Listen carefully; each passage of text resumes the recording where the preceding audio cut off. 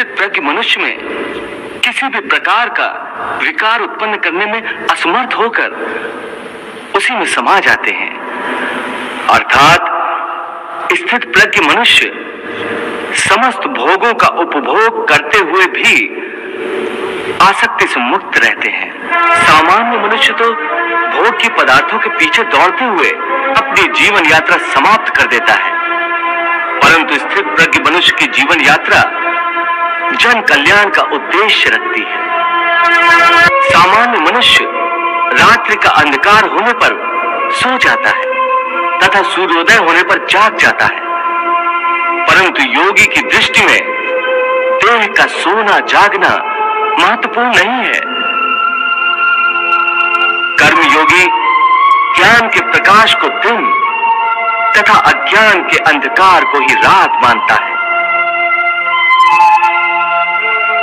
पार्थ, विषयों के बारे में अज्ञान रात्रि के अंधकार के समान है। संसारी मनुष्यों की रात्रि के समय अज्ञानी नाशवान सांसारिक सुख उपभोगों में व्यस्त रहते हैं। ज्ञानी और योगी जागते हैं और परमात्मा का चिंतन करते हैं। या निशा सर्वभूतानां तस्यां जागर्ति संयमी यस्यां जागृति भूतानि सा निशा पश्यतो मुनेः। हे केशव, कृपया स्थित प्रज्ञ का कोई स्पष्ट उदाहरण देकर समझाओ। हे अर्जुन, विशाल और अथाह सागर का स्वभाव स्थित प्रज्ञ मनुष्य की भांति ही होता है। पार्थ, नदी में यदि अधिक पानी आ जाए तो उस नदी में बाढ़ आ जाती है। उसकी तूफानी लहरें किनारों को तोड़कर चारों ओर तबाही मचा देती हैं।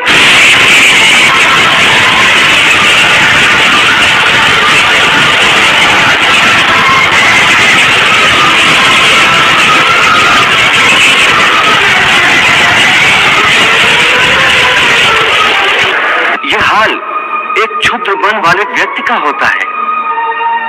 थोड़ा सा धन, थोड़ी सी सफलता उसे हजम नहीं होती और धन और सफलता के नशे में चूर वो मर्यादा तोड़कर एक ओछे इंसान की तरह हरकतें करने लगता है।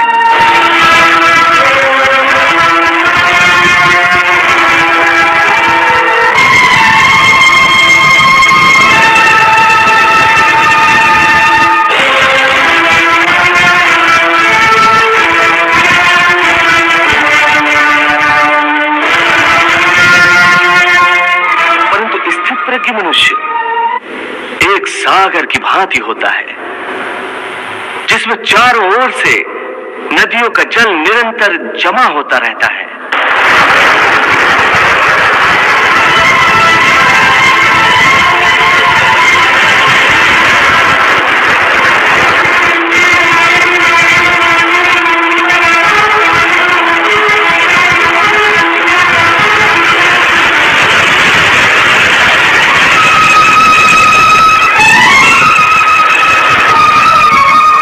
सागर उसी प्रकार शांत रहता है। नदियों का जल उसकी गहराई में गुम हो जाता है और सागर कभी अपने किनारे नहीं तोड़ता। उसके अंदर जल का स्तर वही रहता है।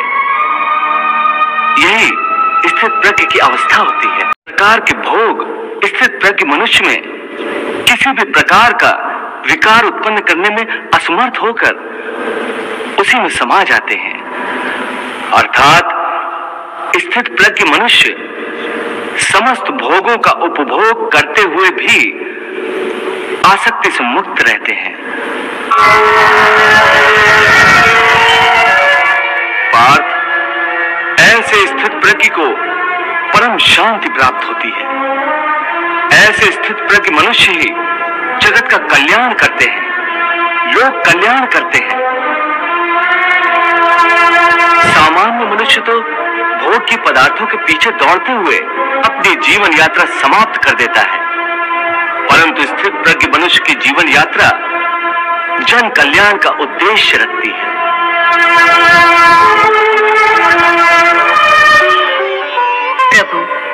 भगवान श्री कृष्ण के कथन अनुसार स्थित प्रज्ञ मनुष्य आसक्ति से मुक्त रहते हैं, परंतु जब कोई मनुष्य संसार में रहकर संसार को भोग रहा हो तो देखने वाले तो उन्हें भोगी ही समझेंगे ना।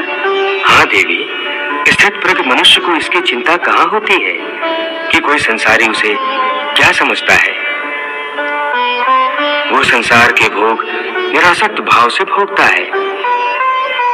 ऐसा धीरमती पुरुष यदि किसी नर्तकी का नृत्य भी देख रहा हो तो उसको भी वो भगवान की लीला समझकर देखता है। फिर कोई मनुष्य ये कैसे जान सकता है कि कोई व्यक्ति आसक्ति का मारा हुआ है या स्थित प्रज्ञ, वो भोगी है या योगी?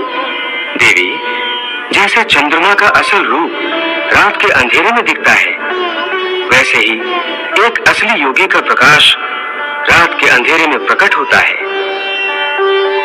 क्योंकि जिस समय सारा संसार सोता है उस समय योगी अपने हृदय में ज्ञान का दीप जलाकर मेरी भक्ति की साधना करता है।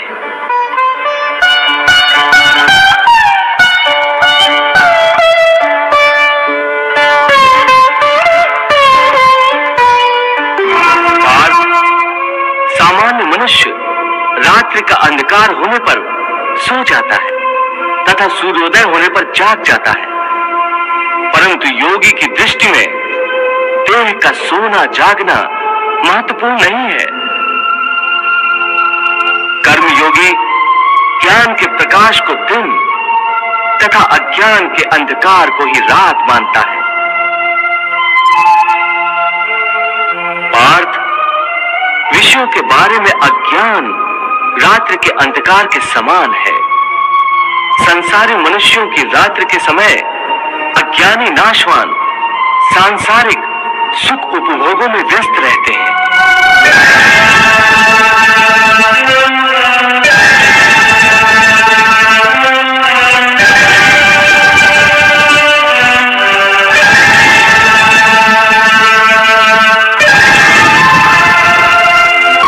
ज्ञानी और योगी जागते हैं और परमात्मा का चिंतन करते हैं। या निशा सर्वभूतानां तस्यां जागर्ति संयमी यस्यां जागृति भूतानि सा निशा पश्यतो मुने। जैसा कि तुम कह रहे हो ज्ञान योग कर्म योग से श्रेष्ठ है, तो फिर तुम मुझे कर्म करने और युद्ध करने का उपदेश क्यों दे रहे हो? मुझे संहार करने की प्रेरणा क्यों दे रहे हो? पार्थ, मैंने ये तो नहीं कहा कि ज्ञान योग कर्म योग से श्रेष्ठ है। मेरे कहने का अर्थ ये नहीं था। तुम्हें धोखा हुआ है। हे पार्थ, जैसे साधारण दृष्टि से देखने पर एक नगर में दो आने वाले रास्ते हों, एक पूरब से आ रहा हो, दूसरा दक्षिण से आ रहा हो,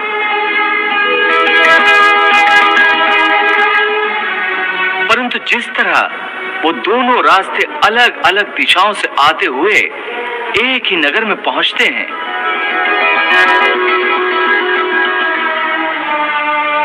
उसी तरह ज्ञान योग और कर्म योग दो अलग अलग साधन हैं, परंतु उनका लक्ष्य एक ही है। और दोनों मार्गों से साधक ब्रह्म को ही पाता है।